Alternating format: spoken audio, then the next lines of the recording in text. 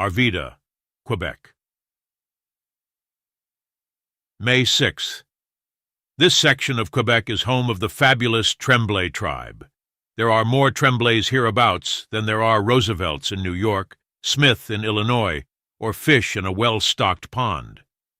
The Tremblay clan can trace its family tree to the gentleman named Pierre Tremblay, who came here with high hopes and an innate knack for keeping his name going.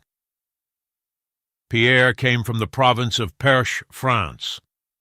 Although he and his wife Anne had 6 sons and 6 daughters, and according to the records I found, that started something. One historian puts it this way: Pierre had 10 acres of farm and drove 10 head of cattle. The years went by. The boys and girls got married. The boys had a large number of children, whereas the girls had not many. To their credit, the Tremblays are a respected and honored folk in this area. Guillaume Tremblay is head of the school system in this city of 11,000, which was built by the Aluminum Company of Canada Limited. He has half a dozen of little Tremblays of his own running around the school system, and so many others by the same name that he has never found time to count them. The Aluminum Company has between 600 and 700 Tremblays on the payroll, according to how business is going, and there is no official count of how many other Tremblays in the area can trace their ancestry to Father Pierre. Nobody will dispute the fact that the count of this moment is up in the many thousands. So far as the Aluminum Company is concerned, the separation of the Tremblays on the payroll is not difficult. The workers pick up their pay by number. But at the window of several banks in the town, it is a little different. That's because there are 65 Tremblays named Joe. You can get a mental image of 65 guys named Joe standing in one line, ready to cash their checks. So what happens?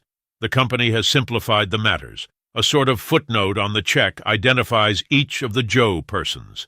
One is listed as Dirty Joe, because his work turns him up messy at the end of an 8-hour day.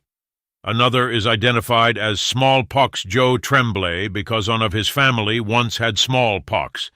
Yet another is listed as Blacksmith used to crawl under a horse and nail a shoe.